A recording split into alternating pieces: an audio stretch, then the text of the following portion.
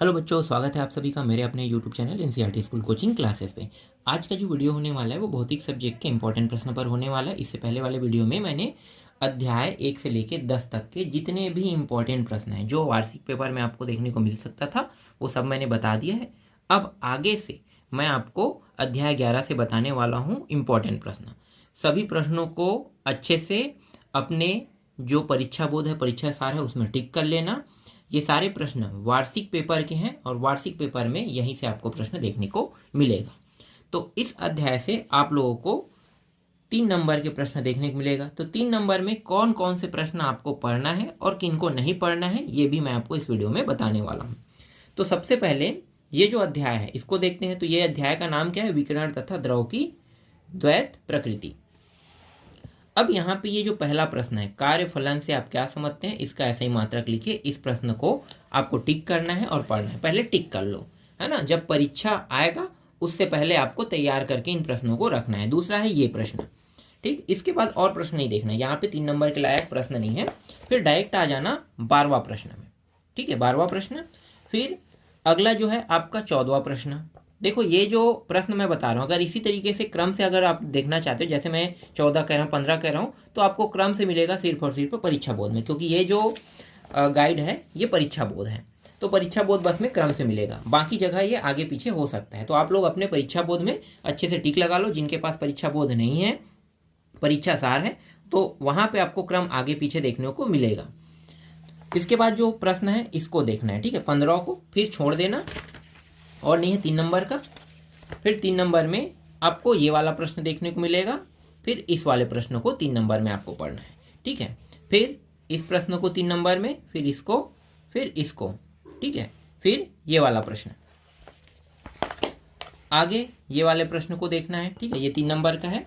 फिर ये वाला प्रश्न भी 3 नंबर। देखो यहाँ पे बहुत बड़े बड़े प्रश्न भी है ना 3 नंबर में, तो इनके सारे टॉपिकों को नहीं पढ़ना है, छोटे छोटे टॉपिक है उनको देखना है। जैसे 3 नंबर में, जैसे यहाँ पे 1-2 पॉइंट है, 3 पॉइंट है, 3 पॉइंट को ही देखना है। तो इसी तरीके से 3 नंबर में प्रश्न देखने को मिलेगा।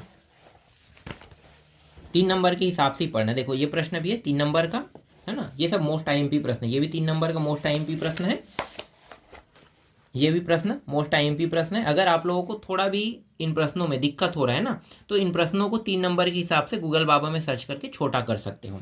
आपको आसानी से गूगल बाबा जो है वो छोटा करके दे देगा। फिर ये वाला जो प्रश्न है वो मुझे मिला नहीं। एक इलेक्ट्रॉन, एक एल्फा कण तथा एक प्रोटॉन की गतिज ऊर्जा स्थान है। इनमें से किस कण की डी ब्रागली तरंगदैर्घ्य न्यूनतम होती है? ये प्रश्न है। फिर ये वाला प्रश्न है, इसको टिक करना है।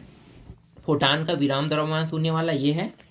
और फिर ये वाला है तरंग, द्रव तरंग क्या है, ये वाला प्रश्न है, ठीक है। और ये है एक, ठीक है। प्रश्न बड़े हैं लेकिन बड़े आपको नहीं पढ़ना है, छोटा कर लेना है। और एक प्रश्न ये है, ठीक। अब इस अध्याय से और तो नहीं है क्या?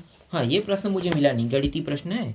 इसको गूगल बाबा में सर्च करना। देखो, दिखाए कि वी विभवांतर से त्वरित करने पर एक इलेक्ट्रॉन के लिए डी ब्रागली तरंगदैर्घ्य का मान एल्फा, एल्फा बराबर 12.27 अंडर रूट के अंदर ये कितना है, ठीक है। इतना टाइप करोगे तो ये आ जाएगा, है ना। ये भी मैं ध्यान से यहाँ पे लिख दिया हूँ ना, तो मुझे ही खुद नहीं दिखाई दे रहा है, ठीक। ये हो गया। अब आते हैं परमाणु में। देखो परमाणु वाले अध्याय से आपको जो प्रश्न देखने को मिलेगा वो 2 नंबर और 3 नंबर के देखने को मिलेगा। तो 2-3 नंबर के हिसाब से मैं बताऊंगा, उसी हिसाब से आप लोगों को पढ़ना है, ठीक है। एल्फा कण के प्रक्षेपण नहीं, छोड़ दो, इसको नहीं पढ़ना है। हाँ, ये मुझे नहीं मिला था। ये प्रश्न आप गूगल बाबा में ढूंढ लेना, रदरफोर्ड एवं बोर के परमाणु मॉडल में अंतर, ठीक है। ये प्रश्न। अब यहाँ पे डायरेक्ट आते हैं ये वाले प्रश्न में, ठीक है। देखो यहाँ पे 3 अलग अलग नामों से आपको दिखाई दे रहा है। इसी तरीके से प्रश्न रहेगा, हो सकता है कोई भी एक नाम उठा के दे दे, है ना। ये प्रश्न है 3 नंबर का। 3 नंबर में ये भी है, 3 नंबर में ये प्रश्न है। और तीनों सेट में अलग अलग प्रश्न आएगा। 3 नंबर वाला प्रश्न ऐसे ही आता है। ये प्रश्न है 3 नंबर का। 3 नंबर में ये 13वां प्रश्न है, ये 16वां प्रश्न है, और ये 18वां प्रश्न है, 19वां प्रश्न है, 20वां प्रश्न है ना। अब ये नाभिक वाला हो गया, ठीक है। नाभिक वाले में आते हैं। तो देखो ये पहला प्रश्न, दूसरा प्रश्न, तीसरा, चौथा, 5वां प्रश्न, ठीक है, इस अध्याय से। फिर ये 7वां प्रश्न, फिर ये 8वां, 9वां और ये 14वां प्रश्न, फिर आते हैं ये 17वां प्रश्न में, फिर 18वां, फिर 19वां प्रश्न। आगे ये वाला जो प्रश्न मुझे मिला नहीं, प्रश्न अपने ये समस्थानिक वाला, सॉरी ये इस अध्याय का नहीं है, ये अध्याय है अगले वाले अध्याय से, है ना। चलो ये प्रश्न ये और ये, ठीक है, फटाफट इसको देख लेते हैं और इसको देख लेते हैं, इसको देख लेते हैं, इसको देख लेते हैं। ठीक, ये वाला प्रश्न और ये वाला प्रश्न, ठीक हो गया। अब आते हैं अंतिम अध्याय पे, अर्धचालक इलेक्ट्रॉनिक पदार्थ युक्ति तथा सरल परिपथ, है ना। तो इसी अध्याय में मैंने आपको एक प्रश्न दिखाया था, ये वाला, इसको देखना। अपने दो नाभिक 7x, नहीं नाभिक वाला है क्या, हाँ यहाँ पे नाभिक है, समस्थानिक भी दिया है ना, देखना इसको, ये पढ़ के बताने की जरूरत तो नहीं है ना। अर्धचालक में आते 2 और 3 नंबर का प्रश्न यहाँ से देखने को मिलेगा। तो 2-3 नंबर में एक प्रश्न ये, तीसरा, 6वां, 7वां, ये ऊर्जावन 14वां, फिर 15वां, फिर 16वां। और ये प्रश्न मुझे मिला नहीं, अर्धचालक डोपिंग क्या है, अर्थ बताइए, है ना। अर्थ है यह अर्धचालक की चालकता को किस पर प्रभावित करते, ये प्रश्न 17, 18, 19वां, फिर ये डायरेक्ट 20वां, 21वां, फिर 22वां छोड़ दो, 23वां, 24वां, 25वां। और इसके बाद जब किसी अर्धचालक में विद्युत धारा प्रवाहित की जाती है तो क्या होता है, ये प्रश्न है ना। ये मुझे मिला नहीं, तो यहाँ पे मैंने लिख दिया, ठीक है। जो मिल नहीं रहा है उसको गूगल बार में सर्च करना। फिर ये वाला प्रश्न है इंपॉर्टेंट, हाँ ये वाला भी मैं छोड़ दिया हूँ, ये ऊपर का है ना, ये संयोजकता बैंड वाला है, ये वाला फिर प्रश्न देखना।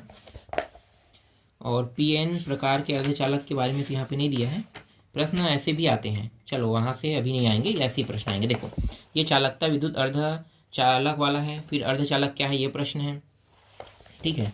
शुद्ध अर्धचालक छोड़ दो, उसको नहीं देखेंगे, ये वाला प्रश्न है ना, NP। और ये इसको देखना है 9वां प्रश्न। फिर ये प्रश्न है ना 3-3 नंबर का, ये प्रश्न 3 नंबर, ये बड़ा प्रश्न है, इसको पढ़ने के बाद छोटा कर लेना। ये PN संधि डायोड क्या है, ये प्रश्न मुझे मिला नहीं था, ठीक है। तो ये प्रश्न आप लोग देख लेना, ढूंढ लेना, गूगल बाबा में मिल जाएगा। फिर ये वाला प्रश्न देखना, दिष्टिकरण क्या है ना। ये पूरा प्रश्न जो है बड़ा नहीं रहेगा, 3 नंबर के हिसाब से देखना, बहुत बड़ा है प्रश्न, आपको प्रश्न का उत्तर बड़ा नहीं लिखना है, छोटा लिखना है। ये भी है 3 नंबर में, है ना, 2 नंबर में भी उठा सकता है। PN संधि डायोड वाला हो गया, और ये दिष्टिकरण वाला ये है ना। अग्र अभिनति देखना, ध्यान देना, पश्चाग्र, और ये क्या है, पूर्ण तरंग दिष्टधारी वाले और अर्ध तरंग दिष्टकारी वाला, है ना, ये हो गया। और अक्सर पूछे जाने वाले जैसे डायोड होता है, यहाँ तो नहीं दिया है पूरी तरीके से, ये प्रश्न नहीं है, मतलब यहाँ पे नहीं है तो मैं नहीं बता पा रहा हूँ, है ना। तो अभी छोड़ दो, चलो ये जो है 2 नंबर 3 नंबर का आ गया, ठीक है। तो इतने प्रश्नों को आप लोगों को टिक करना है और इन सभी को पढ़ना है, ठीक है, अच्छे से तैयार करना।